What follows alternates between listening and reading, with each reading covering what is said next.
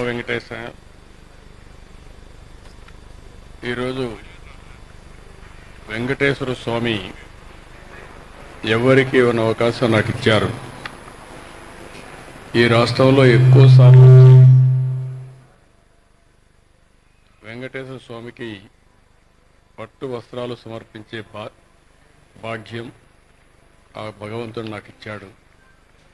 ఆ భగవంతుడిని మరొకసారి ప్రార్థిస్తూ ఈరోజు వెంకటేశ్వర స్వామిని చూస్తే ప్రపంచం మొత్తం హిందువులంతా కొలిసే ఏకైక దేవుడు, కలియుగ దేవుడు. మనందరికి కూడా కష్టాల్లో ఉన్నప్పుడు ఏ వరం అడిగినా ఆశీర్వదించే దేవుడు. నేను చిన్నప్పటి నుంచి కూడా ఆయన దగ్గరనే పెరిగాను, ఆయన చూస్తూ పెరిగాను. అదే సమయంలో నాకు ఏ కష్టం వచ్చినా దేవుని మీద భారం వేసి ముందుకు పోస్తూ వచ్చాను. 22 సంవత్సరాల కంటే ముందు ఈ బ్రహ్మోత్సవాలు ప్రారంభించిన రోజునే నాకు ప్రాణభిక్ష పెట్టాడు. అది ఊహించని పరిణామం. మామూలుగా అయితే బ్రతికే పరిస్థితి లేదు. అంటే ఒక పర్పస్ కోసం భగవంతుడు నన్ను బతికిచ్చాడని, ప్రాణభిక్ష పెట్టాడని నేను ఎప్పుడూ ఆ దేవుణ్ణి తలుచుకుంటూ ముందుకు పోతున్నాను. ఈరోజు ఇక్కడికి వచ్చినప్పుడు దగ్గర 14 సార్లు బ్రహ్మోత్సవాల్లో పట్టు వస్త్రాలు దేవుడికి ఇచ్చే అవకాశం కల్పించారు. ఇంకొక పక్కన చూస్తే ఈరోజు ఈ వెంకటేశ్వర స్వామి వల్ల ప్రపంచం మొత్తం శాంతి, సౌభాగ్యం, సమస్యలను కూడా పరిష్కారం చేస్తూ ముందుకు తీసుకుపోతున్నారు. అలాంటి వెంకటేశ్వర స్వామి దగ్గర ఎన్నోసార్లు మనమందరం కూడా ఎన్నో మంచి కార్యక్రమాలు చేశాం. ఒకప్పుడు మీరు ఒకసారి చూస్తే ఇక్కడ బోర్డు మెంబర్స్ అందరూ ఉన్నారు, చైర్మన్ గారు, ఈవో గారు ఉన్నారు. ఇక్కడుండే సభ్యులంతా కూడా ఒక పవిత్రమైన భావంతో పనిచేస్తున్నారు. తిరుమల తిరుపతి దేవస్థానం వెంకటేశ్వర స్వామి పవిత్రత కాపాడుతూనే వెంకటేశ్వర స్వామి ప్రాబల్యాన్ని ప్రపంచం మొత్తం మనం తీసుకెళ్లాల్సిన బాధ్యత మన మీద ఉంది. ఆ రోజు నందమూరి తారక రామారావు గారు ఫస్ట్ టైం ముఖ్యమంత్రి అయినప్పుడు ఇక్కడ అన్నదానం ప్రారంభించారు. ఈరోజు దగ్గర అన్నదానంలో మనం చూస్తే 2,283 కోట్ల రూపాయలు కార్పస్ ఉంది. ప్రతి సంవత్సరం ప్రతి నెల 12 కోట్లు ఖర్చు అవుతుంది. 14 కోట్ల రూపాయలు ఆదాయం వచ్చే పరిస్థితి అన్నదానానికి వస్తూ ఉంది. వడ్డీతోనే దీన్ని పూర్తి చేసే పరిస్థితి వస్తుంది. ఈరోజు టీటీడీ బోర్డులో ఉండే మెంబర్స్ని, చైర్మన్ని, ఈఓని అందరినీ కోరుతున్నా, మీరు కూడా టీటీడీ టెంపుల్స్ ఎక్కడైతే ఉన్నాయో మన ఆధ్వర్యంలో నడిచే టెంపుల్స్ అన్నిటిలో స్టాండర్డైజ్ చేసి ఇక్కడ ఏ విధంగా అయితే అన్నదానం కార్యక్రమం జరుగుతుందో అలాంటి కార్యక్రమం అన్ని టెంపుల్లో చేయాల్సిన అవసరం ఉంది. దానికి శ్రీకారం చుట్టాల్సిందిగా మిమ్మల్ని అందరినీ కోరుతున్నాను. అదే మరిగా వెంకటేశ్వర స్వామి దేవాలయాలు, దీన్ని మొన్న కూడా నేను చెప్పాను. ఈ దేవాలయాలు రాష్ట్రంలో అన్ని గ్రామాల్లో ఉండాలి, దేశంలో అన్ని రాజధానుల్లో ఉండాలి, ప్రపంచంలో హిందువులు ఎక్కడుంటే అక్కడ కూడా ఉండాల్సిన అవసరం ఉంది. దీనికి కూడా కొన్ని కమిటీలు వేసుకుని అక్కడ ఉండేవాళ్ళు మనం ఎప్పుడప్పుడు మాట్లాడి ప్రపంచం మొత్తం వెంకటేశ్వర స్వామి దేవాలయాల్ని నెలకొల్పే విధంగా మీరు చేయాల్సిన అవసరం ఉంది.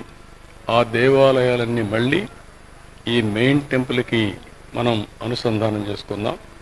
ఇది కానీ చేయగలిగితే ఇప్పటికే మన దగ్గర చూస్తే 2,038 కోట్ల రూపాయలు ట్రస్ట్కి వచ్చింది. ఎప్పుడో నేను సంకల్పించింది, ఇది గ్రాడ్యువల్గా పెరిగింది. 837 కోట్లు ఖర్చు పెట్టాం. కోటి వచ్చినాక ఈ మధ్యకాలం కూడా వచ్చింది. ఇందులో మనం చూస్తే దగ్గర ఒక 202 కోట్లు వడ్డీ కూడా వచ్చింది. 602 కోట్లు ఖర్చు పెట్టారు. ఇంకా దగ్గర 1,700 కోట్లు ఉంది. ఒక 5,000 టెంపుల్స్ని గ్రామీణ ప్రాంతాల్లో పేద ప్రజలకు, మారుమూల ప్రాంతాల్లో ఉండే వ్యక్తులకి వెంకటేశ్వర స్వామిని కొలిసే భాగ్యాన్ని మనం కల్పించాల్సిన అవసరం ఉంది. అది కూడా చేయాల్సిందిగా మిమ్మల్ని కోరుతున్నా. మిగిలిన అన్ని రాజధానుల్లో నేను కూడా ఒక లెటర్స్ రాస్తాను. ఈ పవిత్రమైన రోజున ఆ సంకల్పాన్ని చేసి అన్ని రాజధానుల్లో ప్రపంచంలో హిందువులుండే ప్రతి ఒక్క ప్రాంతంలో వెంకటేశ్వర స్వామి దేవాలయాలు కడదాం. అక్కడుండే దాతల ముందుకు వస్తే వాళ్ళ యొక్క ఇది కూడా తీసుకుంటాం. అవసరమైతే మనం కూడా కొంత డబ్బులు ఖర్చు పెట్టి ఈ కార్యక్రమాన్ని పూర్తి చేద్దాం. ఇంకొక పక్కన ఆ రోజు మీరందరూ చూస్తే ప్రాణదానం కార్యక్రమాన్ని ప్రారంభించాం. ఎప్పుడైతే వెంకటేశ్వర స్వామి నాకు ప్రాణ భిక్ష పెట్టాడో ఆ రోజే ఆ కార్యక్రమానికి శ్రీకారం చుట్టాం. అది మనం చూస్తే ఈరోజు దగ్గర ఈ కార్యక్రమంలో కూడా 709 కోట్ల రూపాయలు వచ్చింది. 21 కోట్లు ఖర్చు పెట్టాం. 688 కోట్లుంది. దీన్ని కూడా మనం లాజికల్గా తీసుకుపోవాల్సిన అవసరం ఉంది.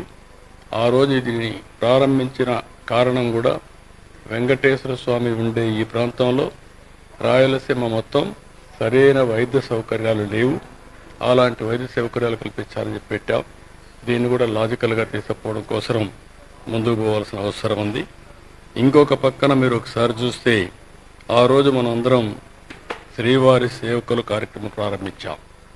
12 లక్షల మంది స్త్రీలు ఉన్నారు, 5 లక్షల మంది పురుషులున్నారు, 17 లక్షల మంది శ్రీవారి సేవకులు ఉన్నారు.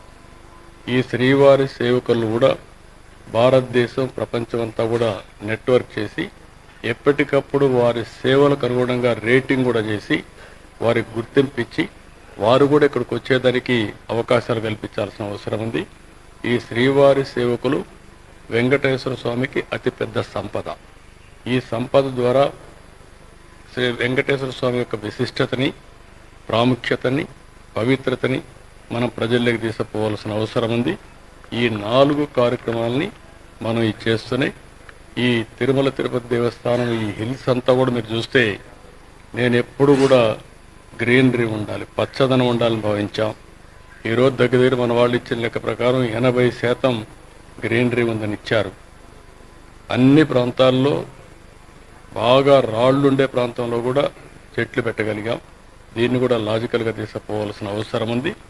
ఈ వెంకటేశ్వర స్వామి ఈ ప్రాంతాన్ని ఒక దివ్య క్షేత్రంగా, ఒక పవిత్రమైన క్షేత్రంగా సేవాభావంతో మనం ముందుకు తీసుకుపోయి ఈ పవిత్రతని శాశ్వతంగా కాపాడుతూనే భావితరాలకు అందజేసే బాధ్యత ఇక్కడుండే మేనేజ్మెంట్ కానీ, ఇక్కడుండే పూజారులు కానీ, అదే మరి ఇక్కడుండే మేనేజ్మెంట్ కానీ అందరూ కలిసి పనిచేయాల్సిందిగా మరొక్కసారి విజ్ఞప్తి చేస్తూ మరొక్కసారి వెంకటేశ్వర స్వామి తలుచుకుంటూ ఈ యొక్క బ్రహ్మోత్సవాలు బ్రహ్మాండంగా జరగాలి.